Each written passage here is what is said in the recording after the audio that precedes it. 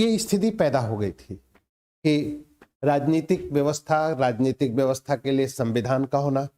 अब एक क्वेश्चन खड़ा हुआ है मेरे सामने कि what is the political system, what is the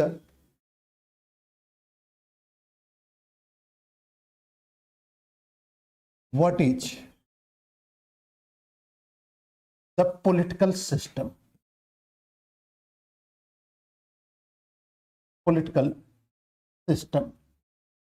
क्योंकि कल मैं एक क्वेश्चन खड़ा किया था कि यहां पर है कि राजनीतिक व्यवस्था क्या है।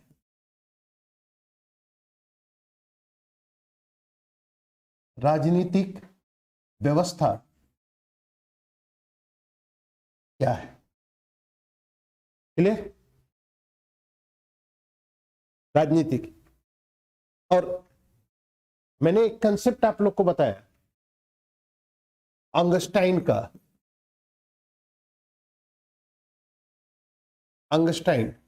और इस अंगस्टाइन का था कि absence of constitution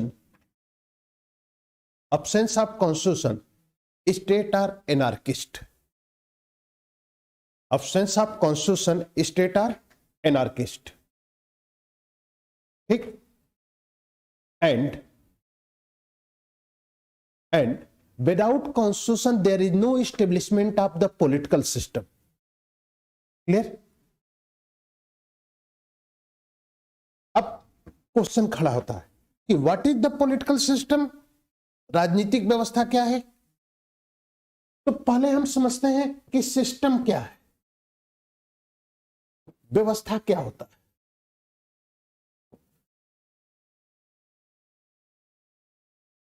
व्यवस्था क्या होती है? सिस्टम होता है ग्रुप ऑफ ऑर्गन्स,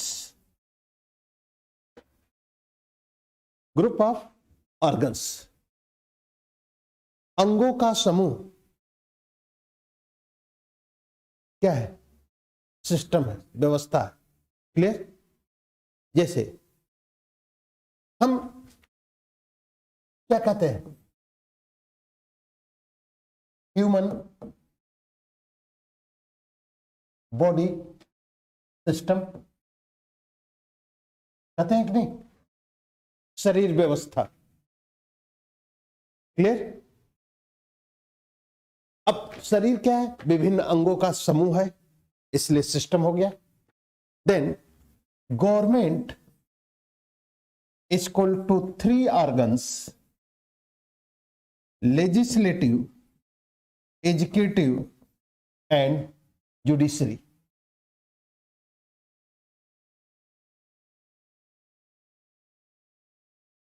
क्लियर? ये हो गया, मीन्स विधायिका, कार्यपालिका और न्यायपालिका, and legislative and judiciary is the organs of government and that compile of these organs is known as, clear Nitin?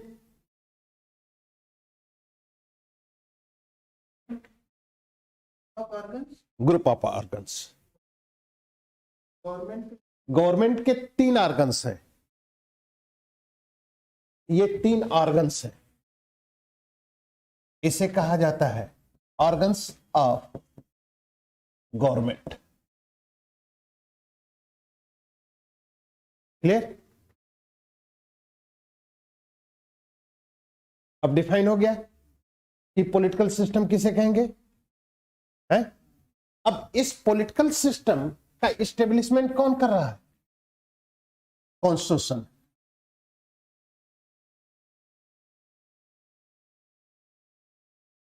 ठीक? अब क्वेश्चन खड़ा, आगे मैं बढ़ा रहा हूं। अगर 15 अगस्त 1947, if India is a new state in 15 अगस्त 1947, कि 15 अगस्त 1947 को इंडिया एक स्वतंत्र राज्य के रूप में अस्तित्व, राज्य के रूप में, तो वह राज्य तो अमूर्त रहा होगा। स्टेट क्या है? Non visualise. उसका विजुलाइजेशन करने के लिए पॉलिटिकल सिस्टम का एस्टेब्लिशमेंट करना होगा।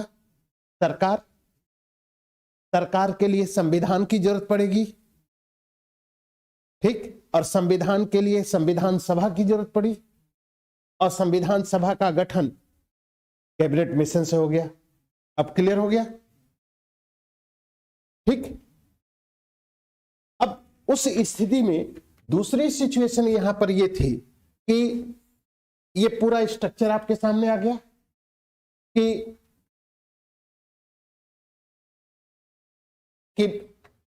अब सपोज है कि व्यक्ति है,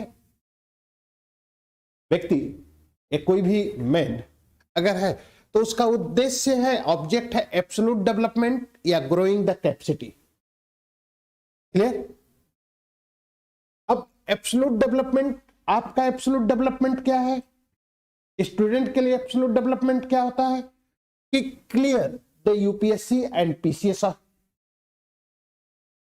ठीक, इसके लिए आपको क्या चाहिए कि किसी भी व्यक्ति के लिए एब्सोल्यूट डेवलपमेंट तब होगा जब पीस एंड सिक्योरिटी होगी।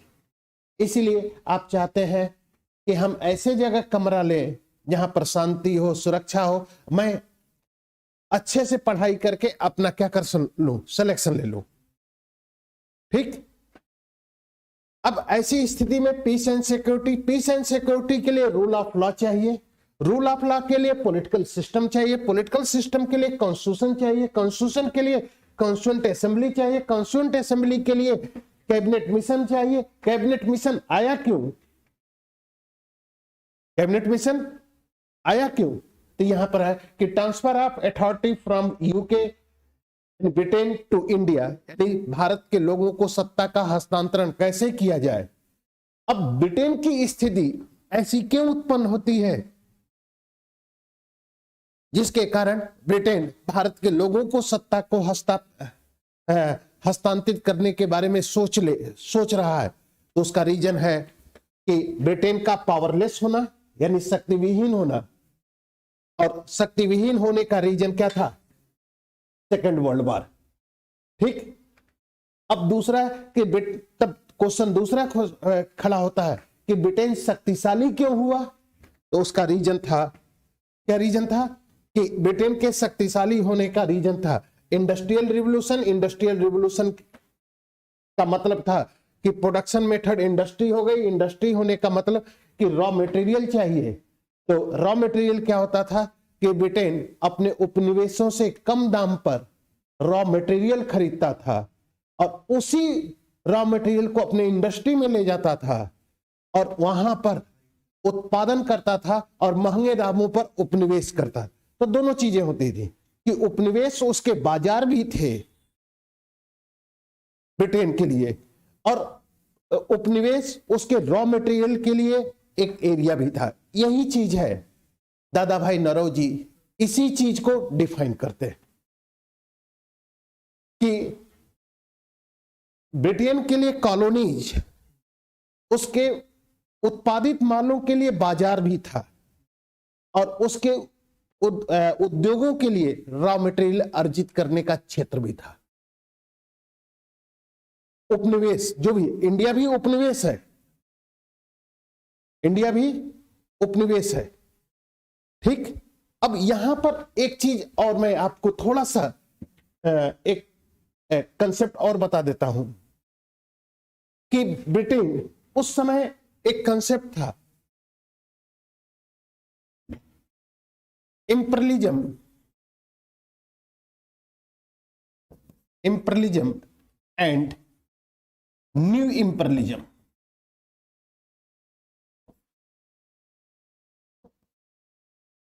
साम्राज्यवाद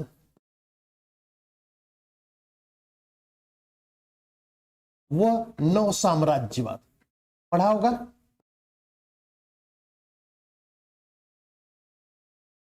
पढ़ा होगा कि नहीं? Imperialism and new imperialism. Clear? साम्राज्यवाद और नव साम्राज्यवाद। नव साम्राज्यवाद का दृष्टिकोण अब चल रहा है, बट साम्राज्यवाद का दृष्टिकोण क्या था कि साम्राज्यवाद में, बल्कि अब एक दोनों चीजों का एग्जैक्ट मीनिंग है एक्सप्लॉयटेशन। दोनों का ऑब्जेक्ट क्या है? एक्सप्लॉयटेशन, शोषण। दोनों का मीनिंग क्या है? एक्सप्लॉयटेशन, शोषण। बट यहां पर क्या होता है इंपीरियलिज्म में कि establish the political authority then exploitation. समझ में आई बात? कि पहले हम राजनीतिक सत्ता की स्थापना करेंगे, उसके बाद क्या करेंगे? एक्सप्लॉयटेशन करेंगे। क्लियर? यहां पर होता है कि नव साम्राज्यवाद में options of political authority but exploitation, यानी यहां पर राजनीतिक सत्ता की स्थापना नहीं की जाती है, बल्कि शोषण किया जाता है। और शोषण करने का तरीका आज है एमएनसी, इन्वेस्टमेंट, निवेश। अब क्लियर हो गया? दोनों अगर आपसे पूछा जाए कि difference between imperialism and new imperialism, तो क्लियर? तो रीजन, इसलिए अगर द्वितीय विश्व युद्ध या द्वितीय विश्व युद्ध की स्थिति के बाद की अगर सिचुएशन देखी जाती है तो यही रीजन था कि भारत की स्वतंत्रता में केवल द्वितीय विश्व युद्ध का योगदान नहीं था, बल्कि भारत की स्वतंत्रता में द्वितीय विश्व युद्ध के साथ साथ राष्ट्रीय आंदोलन का भी क्या है? रोल है। क्योंकि राष्ट्रीय आंदोलन ने भारत के लोगों को एकता के सूत्र में बांध दिया और द्वितीय विश्व युद्ध ने ब्रिटेन को कमजोर कर दिया। ठीक? कमजोरी का आलम क्या था?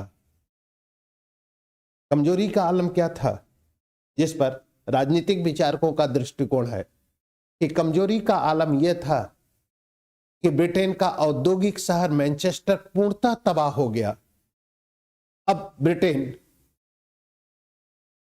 जो कभी अपने औद्योगिकरण के कारण विश्व पर वर्चस्व की स्थापना कर रहा था, अब उसके उद्योगों के पास इतनी क्षमता नहीं रही कि वह अपनी आवश्यकताओं की पूर्ति करने के लिए उत्पादन कर सके। क्लियर?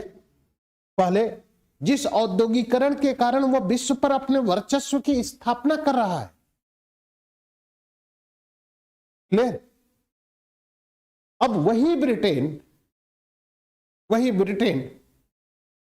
के पास द्वितीय विश्व युद्ध के पास या द्वितीय विश्व युद्ध के बाद कि अगर स्थिति को देखते हैं, द्वितीय विश्व युद्ध के पश्चात की स्थिति को अगर एनालाइज किया जाता है, तो एक स्थिति ये दिख रही है, एक स्थिति ये एनालाइज हो रही कि ब्रिटेन के पास अब वह क्षमता नहीं है कि वह अपनी आवश्यकताओं की पूर्ति करने के लिए उत्पादन कर सके। क्लियर? तो जब अपनी आवश्यकताओं की पूर्ति करने के लिए अगर उत्पादन नहीं कर सकता है, तो ऐसी स्थिति में ब्रिटेन अपने उपनिवेशों पर अपने नियंत्रण को बनाए कैसे रख सकता है? इसलिए एक सवाल यह भी खड़ा होता है कि फर्स्ट वर्ल्ड वॉर के बाद ब्रिटेन की स्थिति कमजोर नहीं हुई थी। क्लियर? फर्स्ट वर्ल्ड वॉर के बाद ब्रिटेन की स्थिति कमजोर नहीं हुई थी, इसलिए ब्रिटेन उपनिवेशों पर से अपने नियंत्रण को नहीं हटाया। लेकिन द्वितीय विश्व युद्ध ने ब्रिटेन की स्थिति को क्या कर दिया? कमजोर कर दिया। और जब ब्रिटेन की स्थिति को कमजोर किया तो ब्रिटेन के समक्ष अब तमाम प्रकार की चुनौतियां आनी शुरू हो जाती हैं, और उन चुनौतियों से मुक्ति पाने के लिए ब्रिटेन यह सोचता है कि हम उपनिवेशों से अपने नियंत्रण को क्या करें? हटा लें। अब इसी का परिणाम था कि भारत एक नए राज्य के रूप में क्या होता है? अस्तित्व में आता है। और इन्हीं से उत्पन्न होने की इन्हीं सब स्थितियों को लेकर अब ब्रिटेन सोचता है कि अब भारत की सत्ता भारतीयों को सौंपा जाए, और इसी उद्देश्य को लेकर कैबिनेट मिशन की क्या की जाती है, भारत भेजा जाता है। और कैबिनेट मिशन का निर्णय यह था कि संविधान सभा का गठन किया जाए, देशी रियासतों को स्वतंत्रता दी जाए कि वे भारत या किसी संघ में जाएं, और उसके बाद या अपने रियासत का। इन सब स्थितियों के कारण संविधान सभा का गठन हुआ, और संविधान सभा ने भारत के लिए एक संविधान, एक राजनीतिक व्यवस्था की स्थापना को लेकर एक संविधान का क्या करता है, निर्माण करता है। और उस संविधान को 26 जनवरी 1950 को क्या कर दिया गया, लागू कर दिया गया। क्लियर, यहां तक समझ में आ गई बात। नेक्स्ट अब पॉइंट आता है दूसरा, कि मैंने आपको यह बताया कि ये आपका पॉलिटिकल सिस्टम था। पॉलिटिकल सिस्टम भी डिफाइन कर दिया गया कि political system that is the group of political organs. Political system is a group of political organs. Clear. तो पॉलिटिकल सिस्टम, तो यहां से अगर ये गवर्नमेंट है तो गवर्नमेंट को 3 भागों में, गवर्नमेंट के 3 ऑर्गन्स हैं। First legislative, second educative, and third judiciary.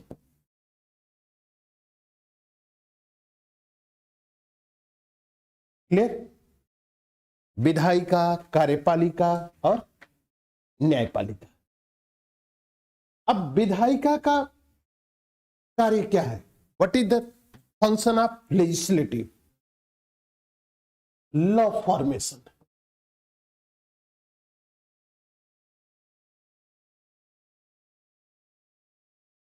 Law formation.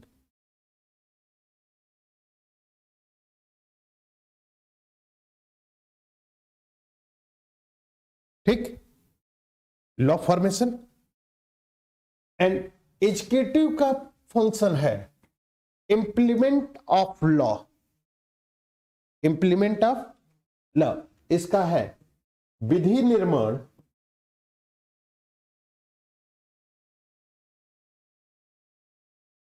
And second educative का फंक्शन होता है विधियों का क्रियान्वयन या इंप्लीमेंट ऑफ लॉ। विधियों का क्रियान्वयन।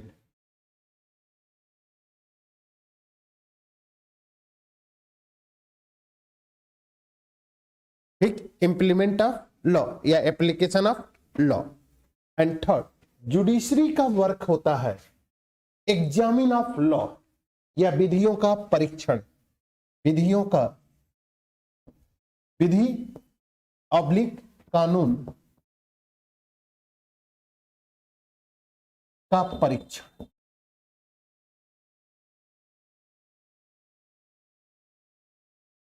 Examine of law. क्लियर, यहां तक समझ में आ गई बात? यानी पॉलिटिकल सिस्टम के फंक्शन भी पता चल गए। पॉलिटिकल सिस्टम के क्या। सेकंड चीज आती है कि लेजिस्लेटिव है क्या। Legislative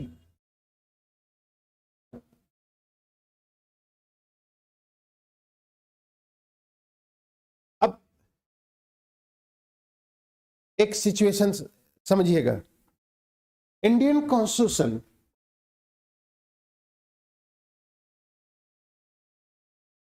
Indian constitution is a federal constitution.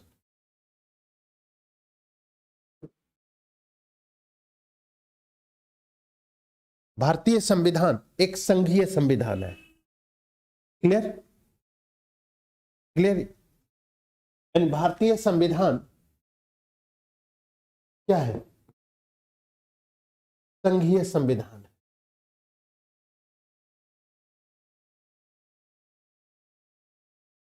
यहां तक क्लियर हो गया।